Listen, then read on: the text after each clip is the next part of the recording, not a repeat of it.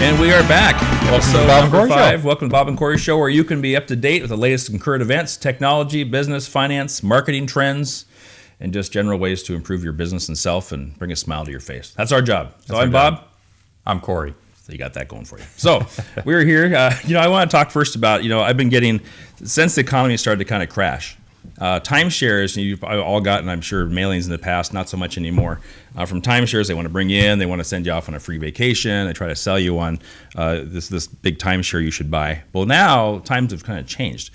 My brother-in-law actually had to pay to get rid of one of his timeshares because those yearly dues that you're paying for maintenance fees are a liability. So he had to pay someone to take his timeshare from him. Yeah. Wow. Yeah. Was it okay? Considerable. Several thousand.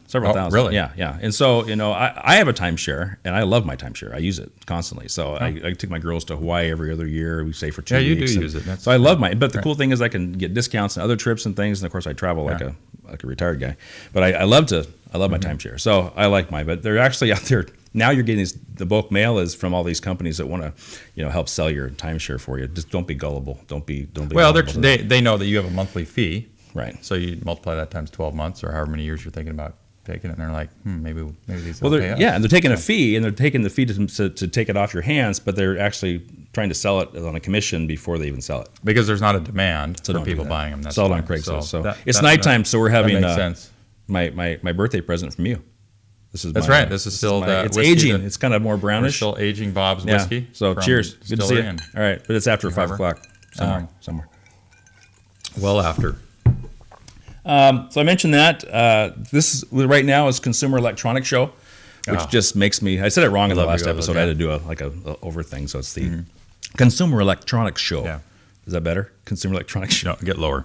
Consumer Electronics Show. Consumer Electronics Show. So, but there's 5 things you need to know about. First, the internet is like invasive. It's everywhere. There's some cities out there, you may live in one, that you just enter the city and there's automatic free Wi-Fi. No, I love that. And that's Tacoma still has that. Yeah, right? Airports, San Francisco, a lot of places are doing it. It's pretty cool. So that's going big. If you're thinking about buying a 3D television, don't. The next thing is going to be what's called 4K, which literally is 4,000. It's 4 times the quality of the high def we have now. Is it a 3D at all? Well, that'll come later. You know how they always make something better. Because I was talking to you about previous episode about that RPX. Right. So it was 3D and high definition. Yeah, it's for theaters, I suppose. And also, there's theaters going to be going out of business this year because these the companies that send, you get a film at a theater, they actually send film to be shown. Well, as of this year, later on this year, they're requiring all these theaters to actually have digital projectors, which are like $50,000 a projector. I've always wondered. Yeah, mom and pop shops are going to start going out of business. It's sad. So it seems goofy to have support that your thing local. behind you. Yeah. What else they say? They said number 3, gadgets for your wrist. Literally, it's going to be like, come in, Dick Tracy. You actually can talk to your wrist, and it'll have stuff. That's kind of cool. A lot of wrist gadgets. Displays are becoming bigger. Samsung has a 110 Ultra HD. I don't know what the price is yet, but I'm sure it's as much as my. Can I tell you about the latest that I just saw? Yeah. My son, who's a basketball player, wanted to extraordinary basketball spend some of his Christmas money, and he got himself some new basketball shoes. Yeah. And they were these Nike Plus. Right. And I didn't know anything about this. And apparently you can take, and I know some of you guys know the about electric.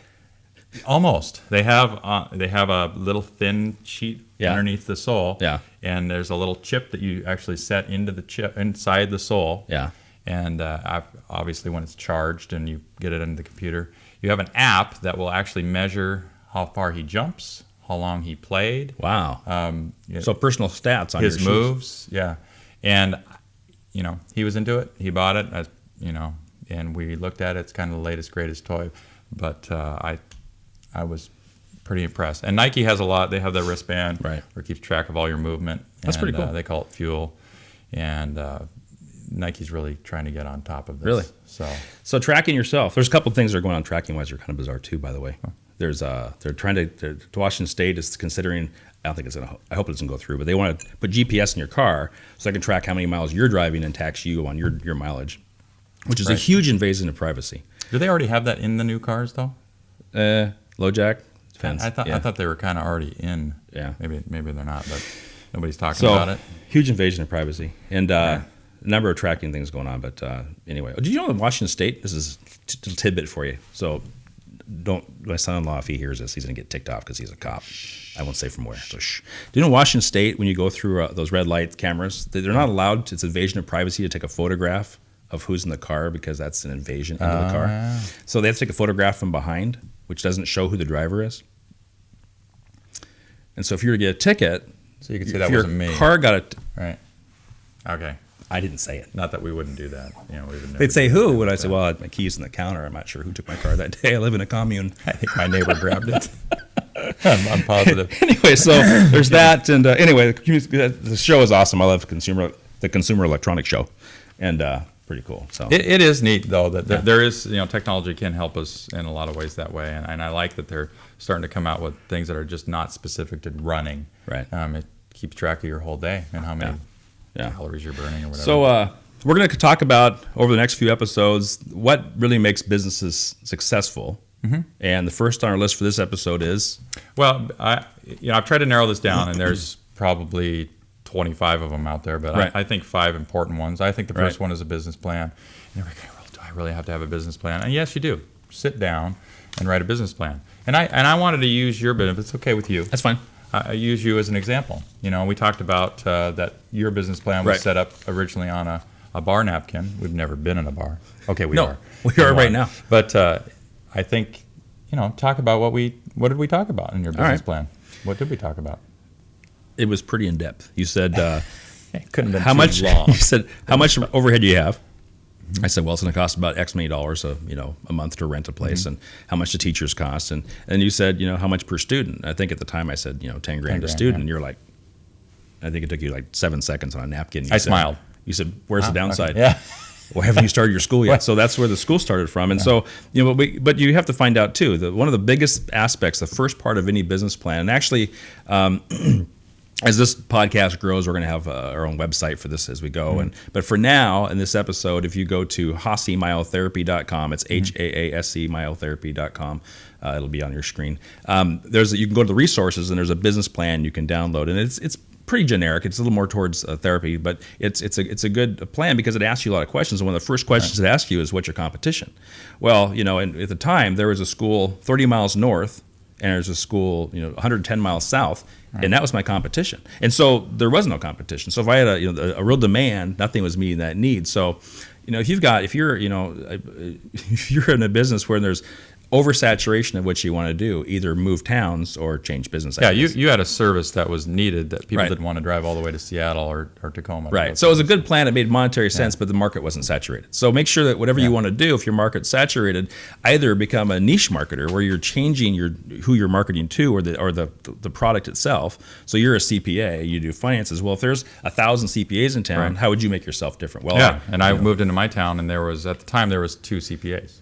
now there's I think there's maybe 15 or 20 Yeah, or something. so- It's getting up there. But that led me to the second one, which I think you've answered. You have to have a product or a service that people want. right. Okay. And then the third would be capital, debt, and good bookkeeping. Right. So you can go to my website, garnascpa.com, and I've got a bunch of nifty tools on there. That's GARNAAS, CPA.com. On your screen. And you can look up some of these about debt and getting a business plan. So the next thing would be a marketing plan. And some people think that a business plan and a market plan are the same. They're not, are they? Totally different. Yeah. So marketing plans, and I talk about this in my seminar, actually goes really simple. I have a seminar PowerPoint that I've worked with high school students, college age students, and adults and people in various classes that I teach. But the basics of marketing are all the same. Mm-hmm. And that is, marketing is not just hiring a salesman and saying, or a salesperson and going, go sell this. It's looking at the entire product from the conception of the idea until the last day the warranty's up, and even beyond that to past customers. Okay. And so when you look at UPS, visualize UPS. What do you visualize? Well, you visualize guys and gals in brown uniforms and brown trucks, Right. and they're delivering packages and they're smiling, and that's their image. And so whether you realize it or not, everyone in your organization is in marketing. So the person, if you're at a grocery store and there's a spill in aisle 3 and you ask the guy, hey, where's the restroom? And he says, that's not my job. Well, that guy just affected your view. So marketing, it has to do with packaging, it has to do with product place, promotion, all those things come into it. Well, I think you were really good about when people came into your building, your office space. It was really important to you what that person said to that possible customer walking in. You know what saved me the most, and I hate to admit when you're right, Cory, but you said nobody believes in your business like you do. More than you do. Yeah. More than you do. And that's true, because when I started my vocational school, I met with every single person that wanted to come to that school. Mm-hmm. And when I stopped doing that, my numbers went down. When I started back doing it again, the numbers went up. And so you believe in your product or business more than anybody else. Yeah. And if that means you have a job somewhere, you're not a business owner, you're kind of tuning this out right now, you've got to believe that your job is a business, that you are an asset to that company, not a liability. You're not there to suck health insurance and waste their time. You're there to actually make them money. So when you start to really make them money and realize you're an asset, you become that business owner, so to speak, who cares. Right. Yeah, I mean, if you believe in what you're selling, then obviously it makes things easier pretty good. And more fun. The last thing would be the proper employees, management, outsourcing. Bigger's not always better. I think that all kind of fits into one. You know, a lot of people talk to me about getting into a form of partnerships, and now they call them limited liability companies. Right. You know, they're a marriage, so you have to be careful with who you have as your partner. Or I think I quoted you in my book on this. Yes, I talk about that. Partnerships can work. Do you know what I'm talking about? Yeah. Okay, here it is. We're on a podcast. So he said partnerships are like marriage without the sex. Yes. But it's true. It's like you're in bed together, so to speak. It's like and you're splitting money, and it becomes this anger. And there's a doctor here in town that brought on 2 partners, which makes an odd number. 3. Now, are those 2 partners married? Doesn't matter. But it does matter, because they actually didn't just bring in those 2; they actually brought in the spouses. Because that's who you have to. Because guess who that partner's going home to talk about? Well, that's true. With? That's true. You know. So. But you know what they did? What they do? He gave them equal ownership in the business, and the 2 voted him out. Oh yeah, right. They stole the business from the guy. So partnerships, they I actually had that as a fellow CPA. Got voted out of his own CPA firm. Seriously, true story. I know it happens a lot. So partnerships are not good. No. So S corp. No, and so those are, a proper business plan. That's the best thing. And if you need Bob to look at it or I to look at it, certainly, shoot us an email or let us know. So it's a lot of fun. Last thing, I thought this was kind of funny. The government, people send petitions in to the government on all kinds of things, and the government actually replied. Someone had a blog had requested that the United States build a Star Wars Death Star. Yeah. And they said, who would spend countless, this is the actual United States government response, said who would spend countless taxpayer dollars, which they figured would be $850 quadrillion to build that. Quadrillion? Quadrillion. It's a lot of zeros. It said we could spend countless taxpayer dollars on a Death Star with a fundamental flaw, or why would we spend it with a fundamental flaw that could be exploited by a one-man starship? So, but we all know that. So, okay. People who ever watch Star Wars, they totally get that. It's like they get that. So it's a lot of zeros. Great shot. You know how many zeros that is? Is that after the trillion? 3, 6, 9, 12, 16, 17 zeros after the 85. We always say gabillion, but that's really not a number, is it? Godzillion. So anyway, we'll keep talking about business ideas and tips and what makes businesses do well. Today was on business plans, and we'll talk next about actually having a product people want, and if they don't, how do you make it wantable? Yeah, that's desirable. Look forward to that. Yeah. So thanks very much. Good to see you. We'll see you. Join us at the bar. Cheers.